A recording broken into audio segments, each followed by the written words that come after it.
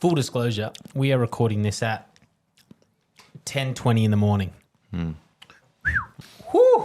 So today we are trying another Australian wine. I mean, it's very young vintage, 2022.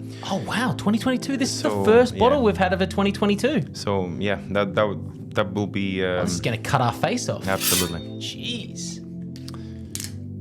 You'll have your teeth tingling after this. Seriously, I did not know that it was a 2022. Yeah, very, very bright. First off, the appearance of this is exactly what we expected, which is that super pale lemon color. I mean, this is the perfect pale lemon descriptor, I think, right? Yeah, 100%. Pale lemon. A tiny bit of... Almost like watery. Yeah, it is. A very hydrated human.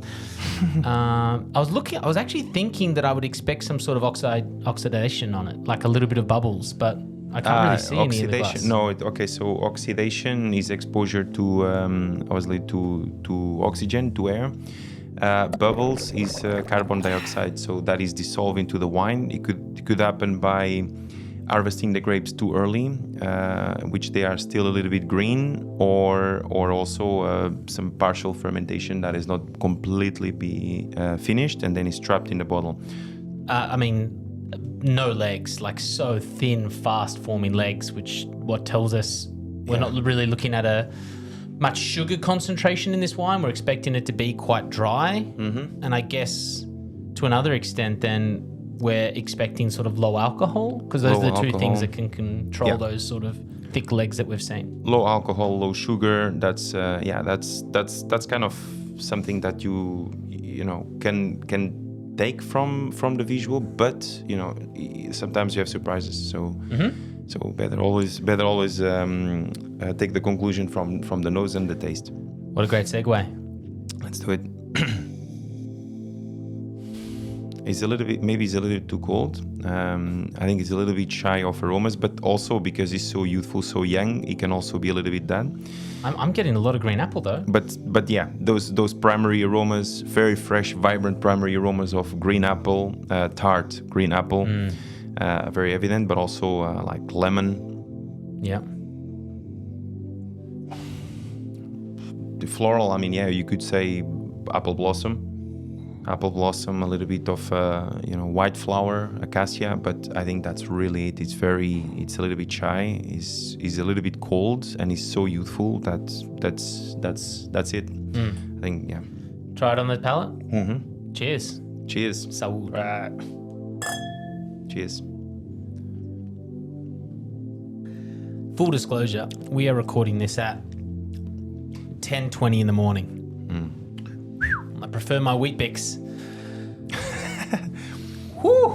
Now that's searing and sharp. Okay. Searing and sharp. There is because the acid is so high, it kind of hides everything else. But I feel like there is a touch, just perhaps a few grams of sweetness. That kind of coat a little bit the mouth and makes the acid a little bit more rounded and a little bit more pleasant. Let's assess this wine and give it the non-comparison that it deserves. So to stand on its own 2 feet, what are we thinking? Acid. Has to be high, right? Acid is high, yeah. Sweetness. It's a dry wine. It's dry wine. I know wouldn't what you're say saying bone about dry. that. Yeah. Yeah. Perception. You'd say bone dry, even though that... You could say bone dry, but this is dry. Yeah. Yeah. But there's, like you said, it does have like a little sweetness to it. If we had the gimberry here that we've tried, I would say bone dry now by comparison. Bone dry to the gimberry, this one dry. Okay. There's a perception of texture in the mouth, body. It is a light body. Light body, alcohol.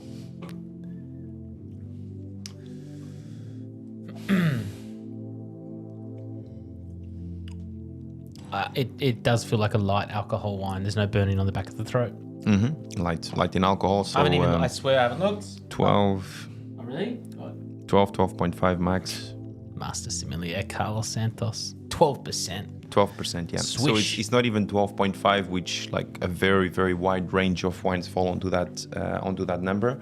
This is like light. There's no perception of alcohol. Just a very, very, very gentle kind of warming sensation, but so gentle, it's almost not perceptible. So yeah, that's really indicating a lower alcohol wine. Yeah. Yeah. Obviously no tannins because it's a white wine. And yeah, I mean, I think it's very pleasant. You know, I would have this at the beginning of the meal for someone that doesn't like champagne, for example. You know, if you have champagne and oysters, I think this is. I think you had oysters for our last. I think the Jim Barry you had oysters down, or was it something with wasabi? I can't remember what your assessment was, but it was definitely seafood based, right? Yeah, seafood. I mean, yesterday, as I've told you guys before. At the small restaurant in the CBD Melbourne, we had some sardines. I think it was a chickpea fry. A chickpea fry? Chickpea, yeah, like chickpea fried puree, and then it was just made into a chip. And the sardine on top with some very savory, delicious cream. Can't remember exactly what it was, but with this, the fried, you know, with the sardine, just lightly charred, that will go really, really well. So, all right. Yeah. And as I said, for someone that doesn't like champagne, to start the meal, this is a perfect wine. You know, it's a perfect aperitif. You could have this. There's no substance enough, or aroma, or texture, or richness to go for richer dishes. For example, butter dishes or something with a lot of cream. This has to be something delicate, something fresh, something really to start the meal. Yeah.